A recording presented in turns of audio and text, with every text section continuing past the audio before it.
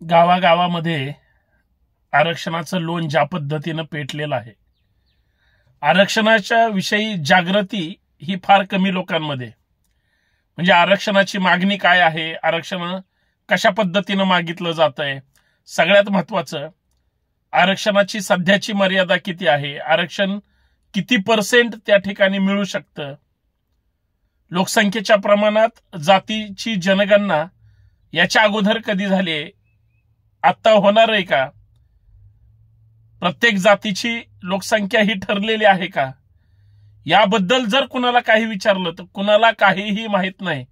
प्रत्येक जण म्हणतंय आम्हाला आरक्षण पाहिजे. मराठा समाज आरक्षण मागतोय, धनगर समाज आरक्षण मागतोय. सरकारची नीतिमत्ता आहे का द्यायची?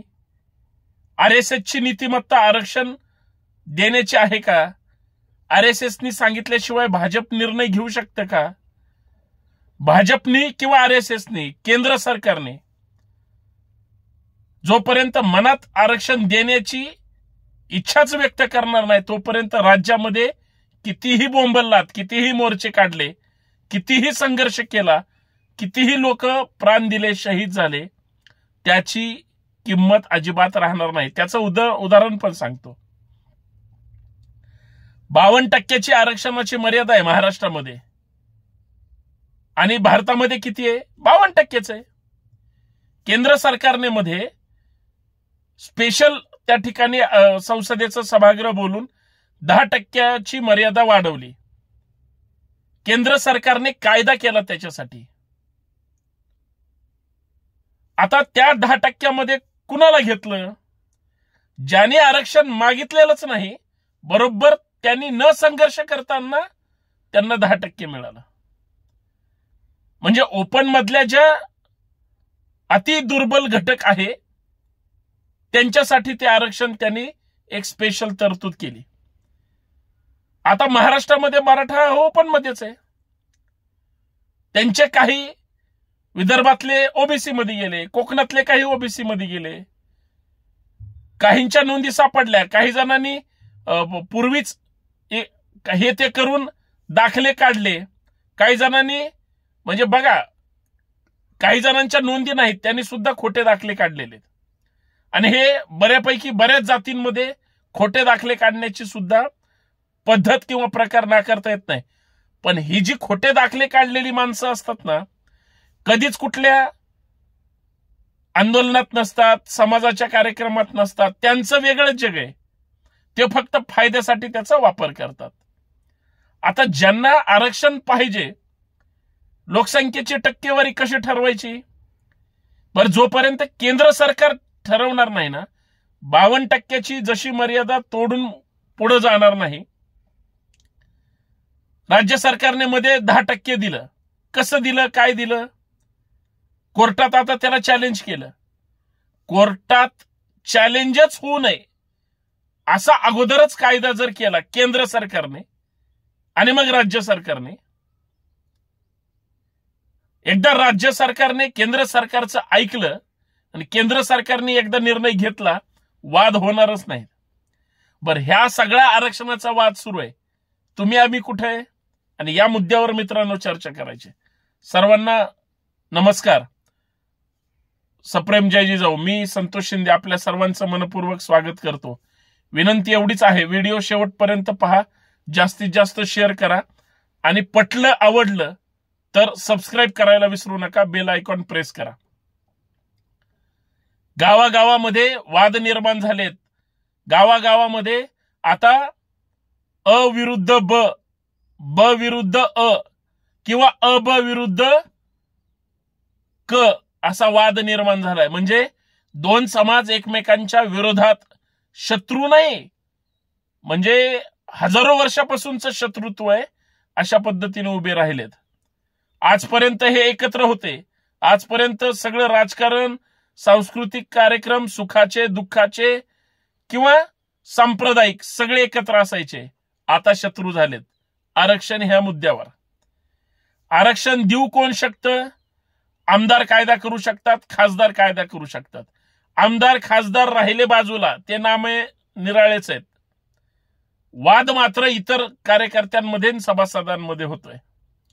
आमच्यात हिंमत नाही, आम्ही आमदाराला पकडत नाही किंवा खासदाराला पकडत नाही, कुठल्याही जाती धर्माचा असू दे. आम्ही मतदान केलंय ना, तो आमचं ऐकायचं. बरं, आमदारांनी ठरवलं तर पक्षाच्या आणि त्या नेत्या पुढे तो जाऊ शकतो का? अजिबात नाही.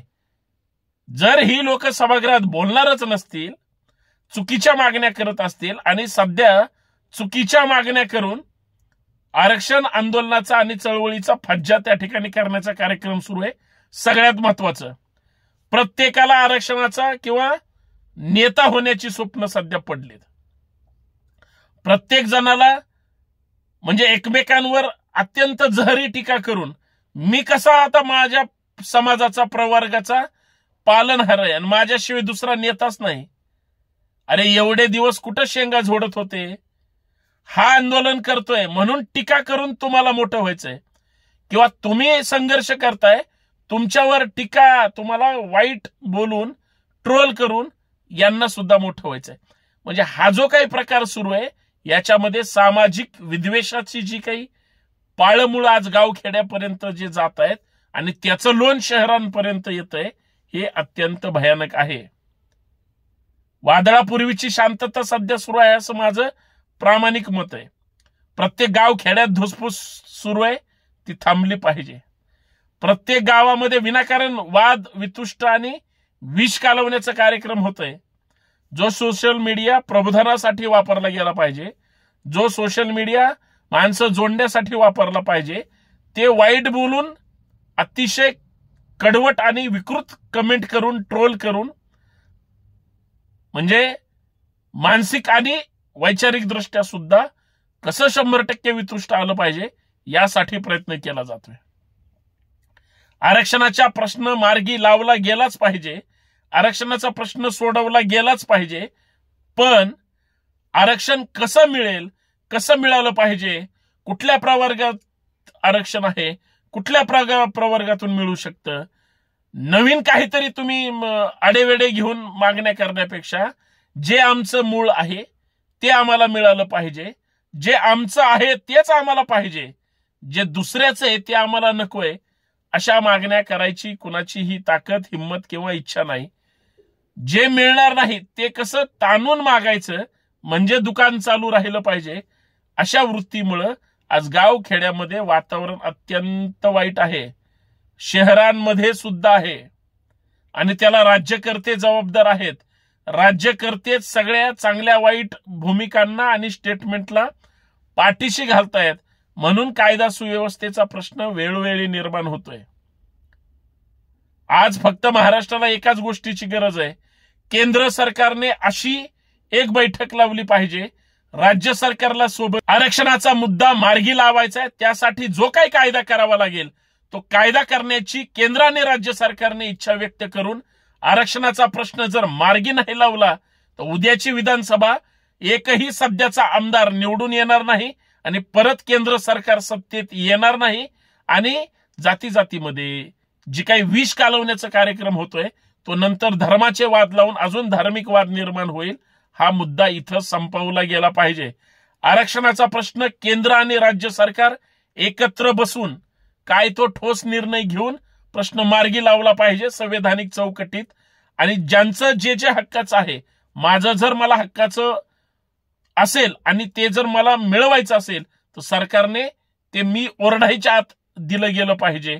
आता संघर्ष नकोय, आता सरकारने काहीतरी मध्य काढून, मार्ग काढून आरक्षणाचा प्रश्न निकाली काढला पाहिजे. अन्यथा विनाकारण वाद लावण्यात आणि वाचाळवीरांच्या त्या शब्दांना विनाकारण मार्केटमध्ये बळ दिलं जाते, हे थांबवलं गेलं पाहिजे. एवढीच माफक अपेक्षा आहे. धन्यवाद.